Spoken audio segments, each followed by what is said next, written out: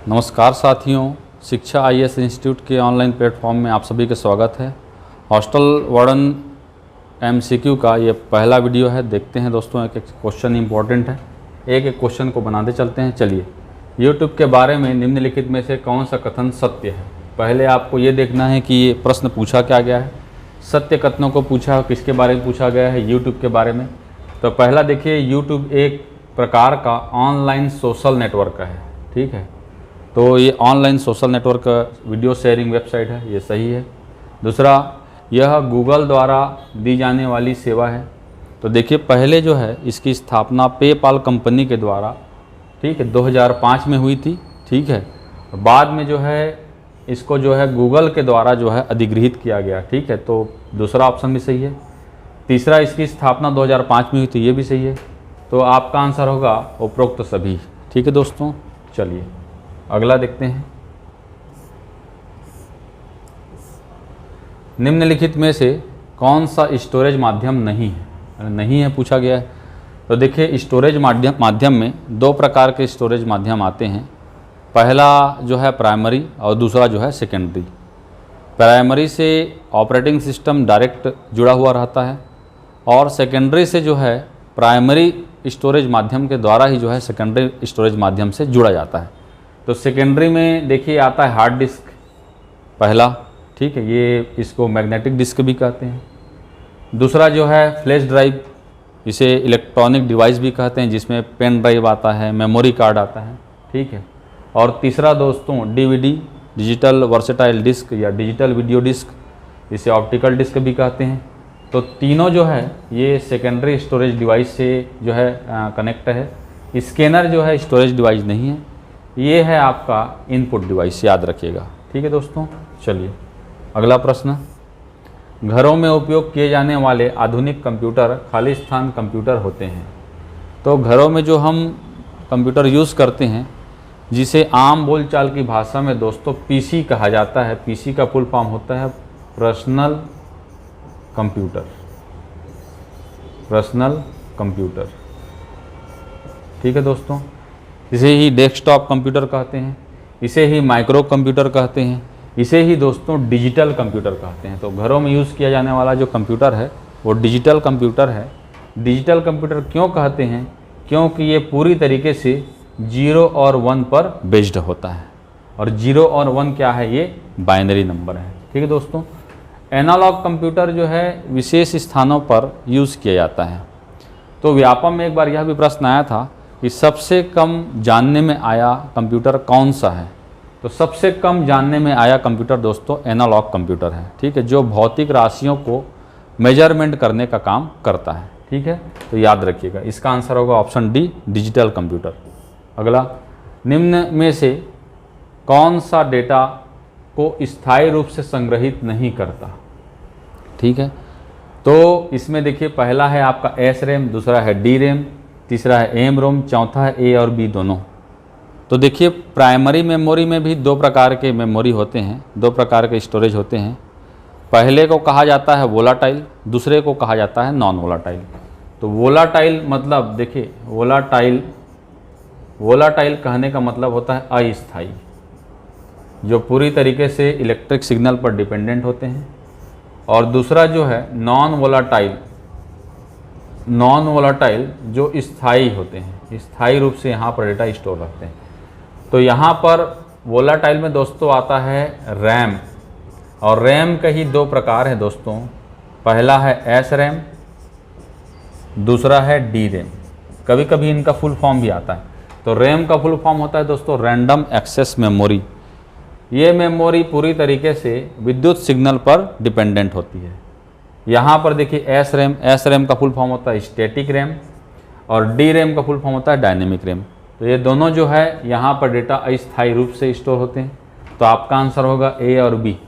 तो इस प्रकार से इस दोनों आंसर को लिया गया है कहाँ? ऑप्शन नंबर डी में, ए और बी दोनों, ठीक है दोस्तों, याद रखिएगा। चलिए अगला प्रश्न।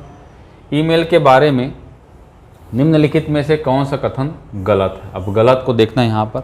आजकल व्यापम का ट्रेंड है इसी प्रकार के प्रश्न, कौन सा नहीं है, कौन सा असत्य है, कौन सा गलत है, इसी प्रकार के प्रश्न जो है आजकल एग्जाम में पूछे जाते हैं। तो सबसे पहला है .org एक मान्य डोमेन एक्सटेंशन है, ठीक है, तो एक्सटेंशन है, डोमेन नेम है। .org का फुल फॉर्म होता है .organization, ठीक है, तो ये डोमेन नेम है।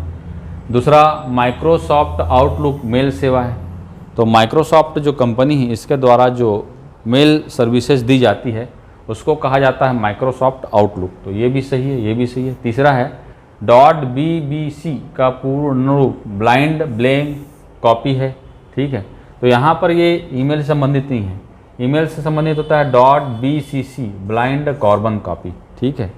चौथा ईमेल में यूज़र नेम केस सेंसिटिव नहीं होता, बिल्कुल सही। ईमेल जो हम करते हैं उसमें दो फील्ड रहते हैं, पहले में रहता है यूज़र नेम जिसको हम यूज़र आईडी कहते हैं, और दूसरा होता है पासवर्ड। तो देखिए यूज़र आईडी जो है ये केस सेंसिटिव नहीं होता। केस सेंसिटिव कहने का मतलब अगर आप कैपिटल में लिखे हैं तो कैपिटल में एक्सेप्ट करेगा, अगर आप स्मॉल में लिखे हैं तो स्मॉल में ही एक्सेप्ट करेगा। तो यूज़र आईडी के साथ ऐसा नहीं होता। यूज़र आईडी या चाहे आप कैपिटल में लिखे रहो चाहे स्मॉल में लिखे रहो, दोनों को एक्सेप्ट करता है। बट पासवर्ड क्या होता है दोस्तों, केस सेंसिटिव होता है, याद रखिएगा, ठीक है। तो इस प्रकार से ये भी सही है, आपका आंसर होगा ऑप्शन नंबर सी, ठीक है। चलिए अगला प्रश्न, जब कंप्यूटर चालू होता है तो बूटिंग प्रक्रिया क्या करती है? तो सबसे पहले तो आपको ये समझना पड़ेगा कि कंप्यूटर को जब भी हम पावर ऑन करते हैं तो क्या क्या प्रोसेस होते हैं। तो सबसे पहले देखिए, जब भी आप कंप्यूटर चालू करते हैं, ठीक है, तो सबसे पहले पोस्ट जनरेट होता है। पोस्ट क्या होता है? Power on self test. Power on self test, ये टेस्टिंग प्रक्रिया है, पोस्ट को ही टेस्टिंग भी कहा जाता है। अब इस टेस्टिंग प्रक्रिया में क्या होता है, जितने भी कंप्यूटर से जुड़े हुए इलेक्ट्रॉनिक डिवाइस हैं, चाहे वो सर्किट हो, जितने भी चीज़ें हैं, उन सब चीज़ों को चेक किया जाता है कि उन सभी पार्ट्स को प्रॉपर करंट मिल रहा है कि नहीं, और उसी, ठीक है, मात्रा में मिल रहा है कि नहीं, ये चेक किया जाता है। अगर ये पोस्ट पूरी तरीके से ठीक चल रहा है, ठीक है, सभी कंपोनेंट को प्रॉपर सिग्नल मिल रहे हैं, तब जो है बायोस जनरेट होता है। और बायोस में क्या होता है दोस्तों, ऑपरेटिंग सिस्टम का जो फाइल है वो हार्ड डिस्क से रैम में क्या होता है, लोड होता है। इसी को कहा जाता है लोडिंग, ठीक है। तो सबसे पहले दोस्तों बूटिंग की प्रक्रिया में पोस्ट जनरेट होती है, उसके बाद बायोस जनरेट होती है, ठीक है। तो आपका आंसर होगा बी। चलिए अगला प्रश्न, बताइए कि निम्नलिखित में से कौन सा वाक्य सही है या गलत है। पहला है डिजिटाइजिंग टैबलेट एक आउटपुट डिवाइस होता है, तो पहला आंसर तो गलत है, पहला ऑप्शन। डिजिटाइजिंग टैबलेट या डिजिटाइजर, ठीक है, एक इनपुट डिवाइस है दोस्तों, ठीक है। इसका प्रयोग कंप्यूटर को सिग्नल भेजने के लिए किया जाता है, तो पहला आंसर तो गलत है, ठीक है। तो पहला देखिए दो में गलत है, अब इन्हीं दोनों में से आंसर है। अब दूसरा देख लेते हैं, आमतौर पर डेजीविल प्रिंटर डॉट मैट्रिक्स प्रिंटर की तुलना में धीमे होते हैं, ठीक है। तो दूसरा आंसर क्या है आपका, सही है। तो इस प्रकार से आपका आंसर होगा पहला गलत और दूसरा सही, ठीक है। चलिए अगला प्रश्न, एक्सेल में वर्तमान दिनांक दर्ज करने के लिए, ठीक है, किस कुंजी का प्रयोग किया जाता है। तो अगर आपको एक्सेल में करेंट डेट को इंसर्ट करना है तो उसके लिए शॉर्टकट की होता है दोस्तों कंट्रोल प्लस सेमी कॉलन। ये सेमी कॉलन का निशान है, याद रखिएगा, अर्धविराम, और ये कॉलन का निशान है। तो आपका आंसर होगा B, control plus semicolon. इसको करने से जो भी करेंट डेट होगा वो वहाँ पर एक्सेल के फाइल में क्या हो जाएगा, इंसर्ट हो जाएगा, ठीक है दोस्तों। चलिए अगला प्रश्न, निम्नलिखित में से कौन सा विंडो ऑपरेटिंग सिस्टम का वैलिड संस्करण या वैलिड वर्जन नहीं है। फिर यहाँ पर नहीं है, तो विंडोज़ के दोस्तों बहुत सारे, ठीक है, एडिशन हैं, ठीक है, वर्जन्स हैं। इसमें एक आता है विंडो एनटी। विंडो एनटी का फुल फॉर्म होता है विंडोज़ न्यू टेक्नोलॉजी, ठीक है। एक आता है विंडो एक्सपी, एक्सपी का फुल फॉर्म होता है एक्सपर्टाइज। एक आता है विंडो 95। विंडो 97 एक वैलिड वर्जन नहीं है। इस प्रकार के प्रश्न, ठीक है, कई बार व्यापम के एग्जाम में पूछे गए हैं, तो आपको याद में रखना है। चलिए अगला प्रश्न, एक्सेल में पूरी पंक्ति चयन करने के लिए किस कुंजी का प्रयोग किया जाता है। तो देखिए एक्सेल MS एक्सेल, ठीक है, बहुत सारे रोस, ये रोस कहा जाता है, और कॉलम, इन्हीं का कलेक्शन होता है। अब मान लीजिए आप इसमें 1 2 3 4 और बहुत सारे वैल्यू हैं, इन सभी वैल्यू को सेलेक्ट करना है, ठीक है। रोज की पूरी वैल्यू को क्या करना है, सेलेक्ट करना है, ठीक है। तो इसके लिए आपकी शॉर्टकट की है शिफ्ट प्लस स्पेस, याद रखिएगा, shift plus space to select the entire row. Okay, चलिए अगला प्रश्न, निम्नलिखित में से कौन सा एक एनिमेशन निर्माण प्रक्रिया का हिस्सा नहीं है। तो एनिमेशन में क्या होता है दोस्तों, एनिमेशन कहा जाए या मल्टीमीडिया कहा जाए, इसमें किसी भी इन्फॉर्मेशन को पहुंचाने के अलग अलग मीडिया होते हैं, चाहे वो ऑडियो हो सकता है, चाहे वो वीडियो हो सकता है, ठीक है, चाहे ऑडियो वीडियो दोनों हो सकता है, ठीक है। तो यहाँ पर देखिए लूपिंग का प्रयोग किया जाता है, मार्फिंग का प्रयोग किया जाता है, रेंडरिंग का प्रयोग किया जाता है, डिजिटाइजेशन का प्रयोग नहीं किया जाता, ठीक है। तो आंसर होगा डी। चलिए अगला प्रश्न, 4 बीट के संयोजन को क्या कहते हैं। तो देखिए सबसे कंप्यूटर में सबसे छोटी जो इकाई होती है उसको कहा जाता है बिट, जो या तो 0 होता है या 1 होता है, और कंप्यूटर पूरी तरीके से इन्हीं पर आधारित होता है। 0 किसी सर्किट के ऑफ पोजीशन को और 1 किसी सर्किट के ऑन पोजीशन को बताता है। बीट के बाद में 4 बीट को अगर हम मिला देते हैं तब इसे कहा जाता है निब्बल। क्या कहा जाता है, निब्बल, ठीक है। तो 4 बीट के संयोजन को क्या कहते हैं, निब्बल कहते हैं। अगर यह 8 बीट का संयोजन हो, ठीक है दोस्तों, अगर ये 8 बीट का संयोजन हो तब इसे बाइट कहा जाता है दोस्तों। क्या कहा जाता है, बाइट। तो इस प्रकार से एक बाइट में कितने बीट होते हैं कहेंगे तो 8 बीट होते हैं, ठीक है। तो आंसर होगा बी, निब्बल, ठीक है। चलिए अगला प्रश्न, निम्नलिखित में से कौन सा एक CPU रजिस्टर नहीं है। तो रजिस्टर दोस्तों कंप्यूटर मेमोरी में बहुत महत्वपूर्ण पार्ट्स होता है। इसकी प्रोसेसिंग स्पीड बहुत फास्ट होती है। सबसे पहले CPU यहीं से डेटा जो है फेच कर सकता है। तो अलग अलग प्रकार के रजिस्टर होते हैं। देखिए एक है इंस्ट्रक्शन रजिस्टर, ये होता है, एक है आपका एक्यूमुलेटर, ये भी है, एक है प्रोग्राम काउंटर, एक ये भी है। डेटाबेस किसी प्रकार का रजिस्टर नहीं है। तो याद रखिएगा डेटाबेस कहने का मतलब कलेक्शन ऑफ डेटा, उसे ही क्या कहा जाता है, डेटाबेस कहा जाता है, ठीक है। चलिए अगला प्रश्न, मॉडेम का पूर्ण रूप है। तो देखिए मॉडेम किस लिए प्रयोग किया जाता है। तो मॉडेम का प्रयोग दोस्तों एनालॉग सिग्नल को डिजिटल सिग्नल में और डिजिटल सिग्नल को एनालॉग सिग्नल में कन्वर्ट करने के लिए किया जाता है। टेलीफोन लाइन से जो सिग्नल आते हैं वो एनालॉग के फॉर्म में आते हैं, ये एनालॉग है। लेकिन जब इस सिग्नल को हम कंप्यूटर के द्वारा एक्सेस करना चाहते हैं तब यह किस फॉर्म में होता है, डिजिटल के फॉर्म में। इस प्रकार से ये डिजिटल फॉर्म है, ये एनालॉग फॉर्म है, ये डिजिटल फॉर्म है। तो यही काम कौन करता है, मॉडेम करता है। और मॉडेम का पूरा नाम होता है मॉड्यूलेटर डीमॉड्यूलेटर। तो आपका आंसर होगा बी, याद रखिएगा। चलिए अगला प्रश्न, माइक्रोसॉफ्ट वर्ड में सुपर स्क्रिप्ट के लिए किस शॉर्टकट की का प्रयोग किया जाता है। ये भी कई बार एग्जाम में प्रश्न आया है। तो देखिए 2 प्रकार के राइटिंग होते हैं। जैसे H2O लिखना है, केमिस्ट्री के फॉर्मूला, इसे कहा जाता है सब स्क्रिप्ट, जो नीचे में लिखा रहता है, इसे कहा जाता है सब स्क्रिप्ट। और जैसे x² अधिकतर जो है मैथ्स के फॉर्मूला होता है, तो इसे कहा जाता है सुपर स्क्रिप्ट, सुपर स्क्रिप्ट।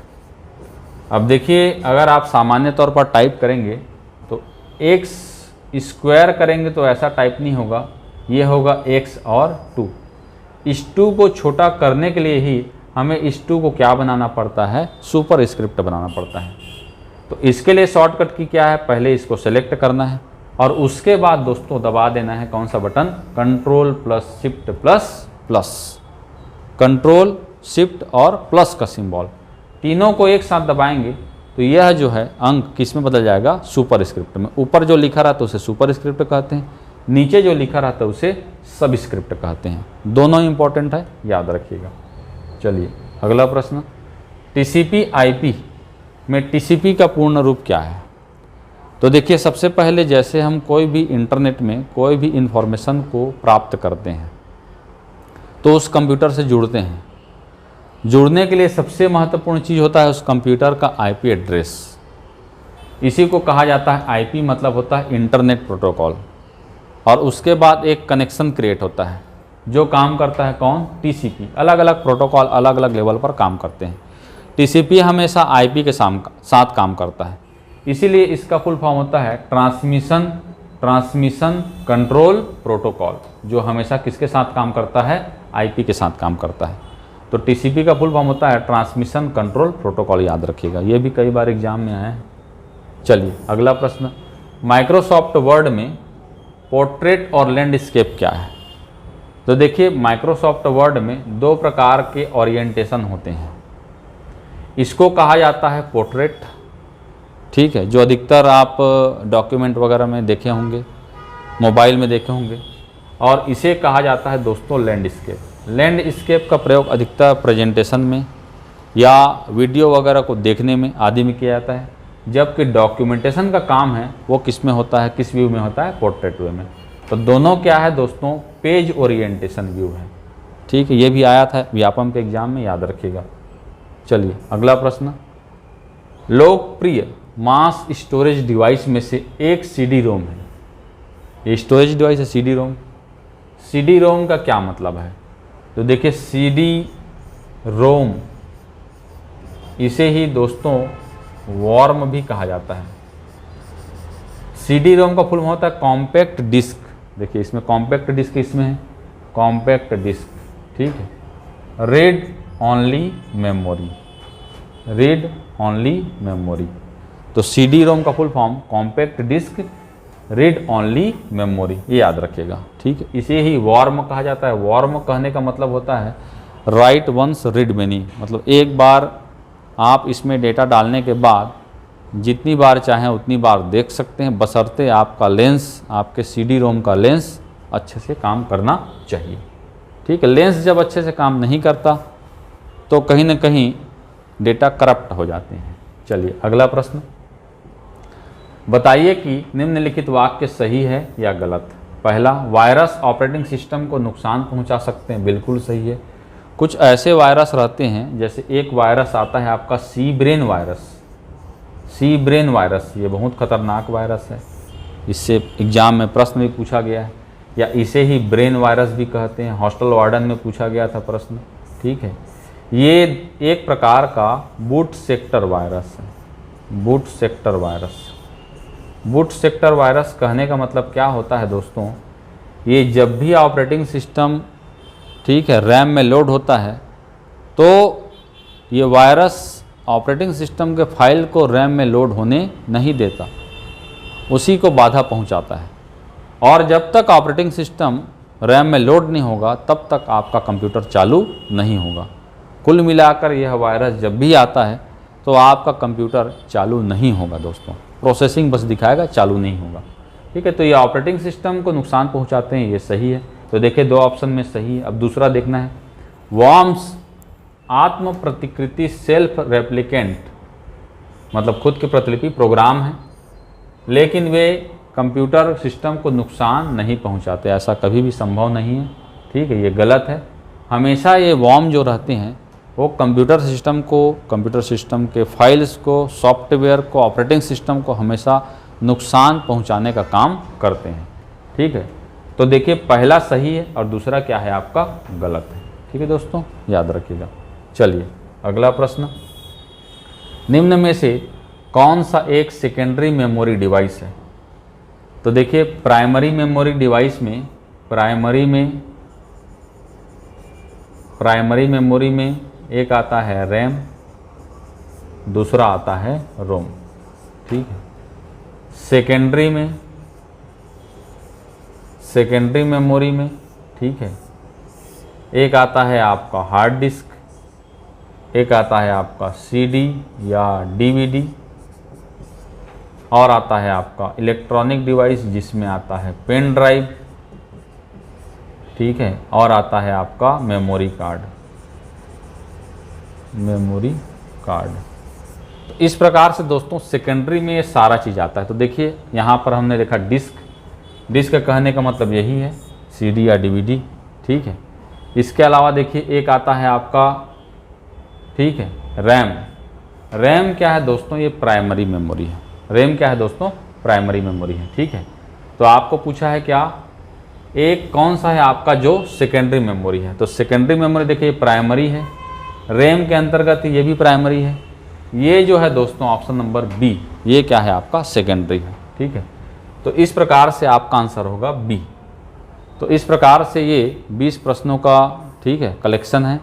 इसको एक बार देखिएगा, बहुत सारे प्रश्न इसमें के पूछे जा चुके हैं और आगामी पूछे जा सकते हैं, ठीक है। तो एक एक करके वीडियो अभी डलते रहेगी, आप ज़रूर देखिए और इस वीडियो से लाभ उठाइए। चलिए अगली वीडियो में फिर आपके सामने हाजिर होता हूँ, तब तक के लिए धन्यवाद, थैंक यू।